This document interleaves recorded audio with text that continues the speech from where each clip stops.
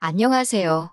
올해로 결혼한 지 8년 된 40대 중반의 여성입니다. 남편과는 여행을 하다 만났는데 당시 남편은 소매치기를 당해 오도 가도 못하는 상황이었어요. 그걸 제가 도와주면서 통성명을 하게 되었고 그게 인연이 되어 영화처럼 결혼까지 하게 되었네요. 이미 남편과 제가 만나기 시작했을 당시 남편이나 저 두 사람 다 나이가 많았습니다. 뿐만 아니라 구구절절 밝힐 수는 없지만 여러 가지 제약들이 있어서 남편과 오랜 고민 끝에 아이는 갖지 않기로 했지요. 이는 결혼 전 양가 부모님께도 알렸던 부분이라서 제가 이 일로 시댁과 부딪히게 될 거라고는 상상도 못했네요. 결혼 준비는 어떻게 했냐면 당시 남편이나 저나 안정적인 직장을 다니고 있었고 모아둔 돈도 꽤 있었어요. 그도 그럴 것이 남편이나 저 두 사람 성격이 크게 돈 쓰는데 취미가 있는 것도 아니었고 어수선하고 북적이는 걸 좋아하지도 않아서 술자리도 즐기지 않았거든요. 취미생활이라고 해도 크게 돈 드는 일은 안 하다 보니 자연스레 저는 저대로 남편도 남편대로 돈을 모으게 되었던 것 같네요. 아무튼 그래서인지 본격적으로 결혼 준비를 하는 동안에도 양가의 경제적인 부분에 있어서 도움을 받을 필요가 없어서인지 여러모로 어려움이 없었습니다. 남편과 저 두 사람의 생활만 놓고 본다면 이 좋은 결혼을 왜 진작 안 했을까 싶을 만큼 알콩달콩 잘 지냈어요. 하지만 어머님이 뜬금없는 요구를 하시면서 남편에게 처음으로 싫은 소리를 하게 되었네요. 결혼한 지 1년쯤 되던 때였습니다. 하루는 어머님이 저와 데이트를 하고 싶으시다며 연락도 없이 저희 회사 앞으로 오셨더라고요. 살짝 당황했지만 그래도 기왕 오셨으니 맛집도 가고 근처 구경도 하다가 커피를 마시러 갔지요. 카페에 도착하고 나서야 어머님께서 갑자기 제 손을 잡으시더니 사실 하실 말씀이 있으시다며 저더러 이제 놀 만큼 놀았으니 슬슬 애를 가지라 하셨습니다. 당신 아들, 그러니까 제 남편이 몇 대 손이고 어쩌고 하시면서 말이에요. 순간 숨이 막히고 가슴이 답답해졌습니다. 제가 어머님께 처음 인사드리러 갔을 때 분명히 딩크로 살겠다고 말씀드리지 않았냐. 어머님께서도 저희 둘만 잘 살면 된다 하셔놓고 왜 갑자기 말을 바꾸시냐 했어요. 그러자 하신다는 말씀이 그래도 둘이 같이 살기 시작하면 마음을 바꿔먹을 줄 아셨답니다. 그러면서 당신 주변 분들은 이제 손주 크는 거 보는 재미로 산다는데 당신은 어디 가서 할 말도 없고 기가 팍 죽는다면서 요새 사는 재미가 없으시대요. 이러다 하루아침에 당신과 아버님이 콱 죽기라도 하면 저희더러 미안해서 어쩌려고 그러냐고요. 어머님의 궤변이 솔직히 너무 황당했어요.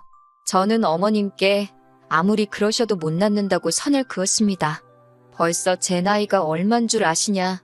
남편 나이는 또 어떻고 여러모로 걱정되는 바가 많아서 처음부터 안 낳기로 한 거다. 마음을 바꾸시라 했네요. 그러자 어머님께선 제가 이렇게 이기적인 줄 몰랐답니다. 당신 아들도 당신이 잘 아는데 실은 애를 가지고 싶을 거라나요? 그런데 저 때문에 안 갖는다는 게 분명하다며 제가 못된 거고 이기적인 거고 나쁜 거라시대요.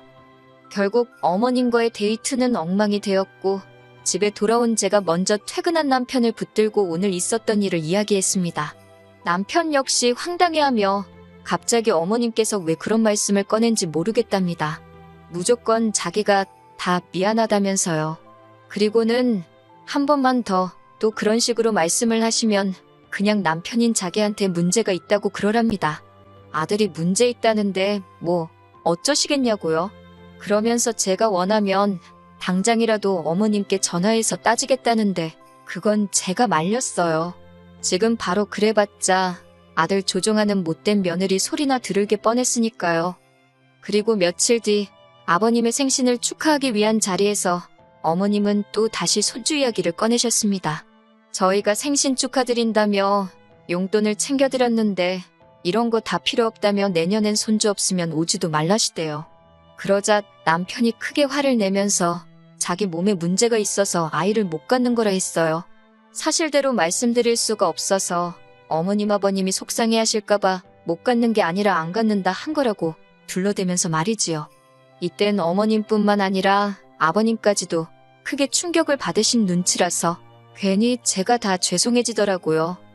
그래도 덕분에 소위 어머님의 손주 타령은 멈춰졌습니다. 그리고 얼마 지나지 않아 집안에 생각지도 못한 소식이 들려왔어요. 신우가 시집을 가겠다며 남자를 데리고 왔거든요.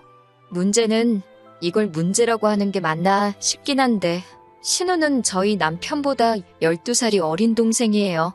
다시 말하자면 시집 가겠다 하던 당시 신우 나이가 25인가 26인가 그랬거든요. 근데 이제 막 전역했다는 23살 먹은 남자를 데려왔으니 시부모님께선 절대 결혼 허락은 못 해준다며 크게 반대를 하셨습니다. 비단 남자가 연하라서 그런 건 아니었고 조건 자체가 마음에 안 든다고요. 며느리로서 이런 말을 해도 될지는 모르겠지만 솔직히 저희 시댁도 크게 내세울 게 있는 건 아니에요. 그나마 저희 남편 하나만 소위 개천에서 나온 용이라고 해야 하나? 그래도 뭐 딸 가진 부모 마음이 그렇잖아요. 좀 더 괜찮은 남자를 만나서 편하게 살았으면 하는 거요. 그런데 신우가 데려온 남자는 시부모님 눈에는 그럴 만한 깜냥이 안 돼 보였던 모양입니다. 하지만 아무리 반대하면 뭐하겠어요. 둘이 좋아 죽으니 결국 별 수가 없더라고요. 신우가 단식투쟁까지 시작하자 어머님 아버님께서 신우의 결혼을 허락하셨습니다. 그런데 어이없게도 신우의 결혼 이야기가 진행되고 얼마 되지 않았을 때 저희를 부르시더니 돈 좀 보태달라 하시대요. 원래부터 축의금을 500 정도는 생각하고 있었는데 어머님이 대놓고 돈을 보태라시니 처음엔 한 몇백, 진짜 많아야 1000만 원 정도 말씀하시나 했지요. 그런데 뒤이어 말씀하시길 애들 신혼집을 구해주면 안 되겠냐입니다. 까놓고 말해서 어디 돈 맡겨 놓으셨냐는 소리가 튀어나올 지경이었어요. 하지만 결론부터 말하자면 남편이 자기 명의로 오피스텔 전세를 구해줬습니다. 대출이자 안 내도 되고 월세 안 내면서 사는 게 어디냐고 고마운 줄 알고 착실하게 돈 모아서 나가라고 하면서요. 전 솔직히 이런 남편의 생각에 찬성은 아니었어요. 남이 보기엔 돈도 남편이 번 돈이었고 어찌됐건 신우에게 꽁으로 돈을 준 건 아니니 뭐가 문제냐 싶을 수도 있지만 가족이고 친구고 경제적인 걸로 얽혀서 좋을 게 없잖아요. 하지만 남편이 그래도 자기가 장남이자 오빠니까 이해해달라대요. 그리고 신우는 얼마 지나지 않아 쌍둥이를 임신, 출산했습니다. 어머님 아버님께선 왔다 갔다 1시간이 넘는 거리를 오가시며 신우 애들을 봐주시기 시작하셨는데 제가 아는 한 이는 몇 년 동안 계속되었어요. 어머님께서 고생을 정말 많이 하셨지요.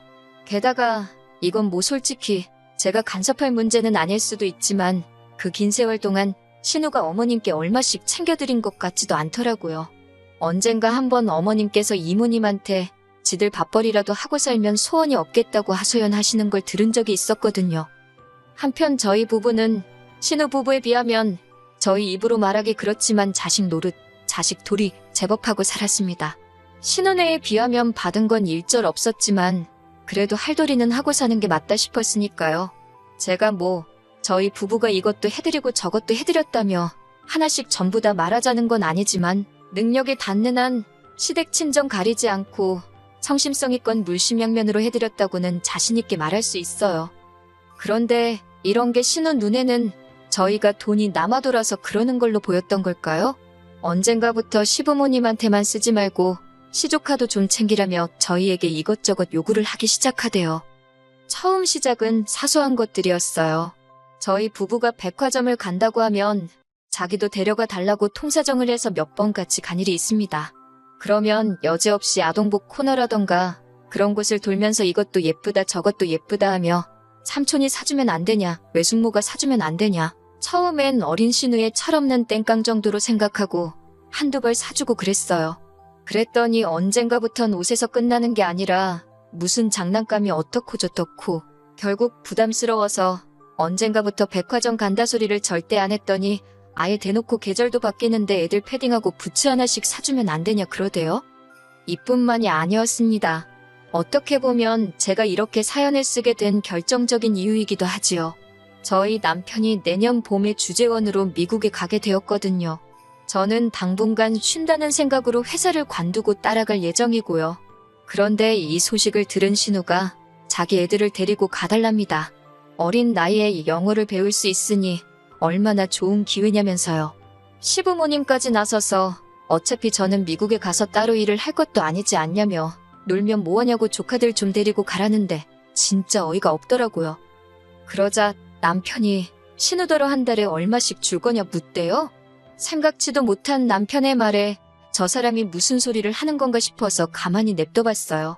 신우가 돈을 줘야 되냐고 반문하니 남편이 남의 집에 애를 맡기면 돈을 주는 건 기본 상식 아니냐 받아치대요. 애는 목공으로 크냐고, 애 먹고 자고 쓰는 거, 거기다 네 언니가 애 봐주는 비용까지 해서 한 달에 한 400씩 보낼 수 있냐고 그러는 거예요. 신우 사정 뻔히 아는 사람이 왜 저런 소리를 하나 싶어서 어이가 없기도 하고 동시에 마음에 쏙 들더라고요. 우리 남편 잘한다. 마음속으로 응원을 했다니까요. 그랬더니 어머님께서 남편더러 지정신이냐고 화를 내셨습니다. 어차피 너네는 애도 없으면서 돈 쓸 데가 어디 있다고 어린 여동생한테 돈을 달라 소리를 하냐고요. 그러면서 하시는 말씀이 그렇게 돈 모아서 죽을 때 머리에 지고 갈 거냐고. 그런데 신우가 하는 말이 더 가관이에요. 저희를 보면서 오빠랑 언니 죽으면 어차피 그 재산 다 쌍둥이 거 되는 거 모르냐입니다. 그러니까 그 돈 조금 일찍 준다 생각하고 데리고 가달래요. 정 귀찮아서 안 되겠으면 애들 좀 크면 해외로 유학을 보내줄 거냐입니다. 제가 신우더러 제가 애를 안 낳는 게 신우네 애들 케어해주려고 안 낳은 거냐 따졌습니다. 쌍둥이를 어떻게 키우건 뭐를 해주건 나는 관심이 일절 없다고 아가씨가 알아서 해주라고 사부쳤고요. 남편도 신우더러 정신 똑바로 차리고 살라며 화를 내더니 한 번만 더 이거 해달라 저거 해달라 말 같지도 않은 소리 했다간 집에서 내쫓아버린다고 엄포를 놓대요. 그렇게 일이 마무리되었다 생각하고 집으로 돌아왔습니다. 그런데 그날 밤 바로 또 신우에게 연락이 왔어요. 전화기 너머로 서럽게 울면서 말이지요. 모르는 사람도 돕고 사는 세상인데 하나뿐인 조카들한테 뭐 좀 해주는 게 아깝냐고. 자기가 인터넷 찾아봤는데 저희 재산, 저희 죽으면 다 조카들 거 되는 거 맞다고. 여기까지는 아까도 다 했던 이야기지 싶어서 저도 그냥 옆에서 듣고만 있었어요. 그런데 신우가 마지막으로 한 말이 아주 충격적이었습니다. 오빠인 남편이 먼저 죽고 새언니인 제가 남은 재산 가지고 다른 남자랑 재혼이라도 하면 자기 애들은 불쌍해서 어쩌냐입니다. 사람 이름 모르는 거라며. 그러니까 새언니가 반대하는 거 다 안다면서 새언니인 저 모르게 자기하고 쌍둥이 좀 챙겨달라나요? 자기는 믿을 사람이 오빠밖에 없다면서. 기가 차고 코가 차서 남편을 쳐다보니 남편도 당장 터질 듯이 얼굴이 벌개져 있더라고요. 그러더니 전화기에다 대고 야, 이 미친 X라고 욕을 하더라고요. 이후로도 정신 나간 X야 뭐야 하면서 너 왜 이렇게 됐냐고. 이따위 생각이면 2번 다시 연락하지 말라대요. 족하고 나발이고 니 때문에 꼴도 보기 싫다며 사는 오피스텔도 당장 팔아버릴 거니까 이사갈 각오나 하고 있으라며. 저는 저희 남편이 그 정도로 화를 내는 걸 그때 처음 봤네요. 그리고 정말 남편은 다음 날 아침 날이 밝자마자 부동산에 가서 오피스텔을 내놨습니다. 정말 단단히 열이 받았구나 싶대요. 그리고는 남편이 저만 동의해준다면 우리 둘 죽고 난 뒤 재산은 어디 암센터 같은데 기부해버리고 싶다길래 그러라 했어요.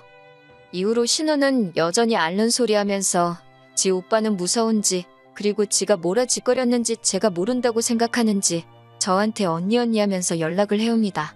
저는 들어주는 척은 하고 있지만 아무것도 해줄 생각은 없어요. 그리고 죄송하지만 어머님께도 마찬가지예요. 정말 명절이나 생신 그런 날을 제외하고는 이제 매달 드리던 돈도 드리지 말자대요. 남편이. 그간 남편이 늘 단호하고 믿음직스러운 모습만 보여줬기에 이번에도 남편만 믿고 따라갈 생각입니다.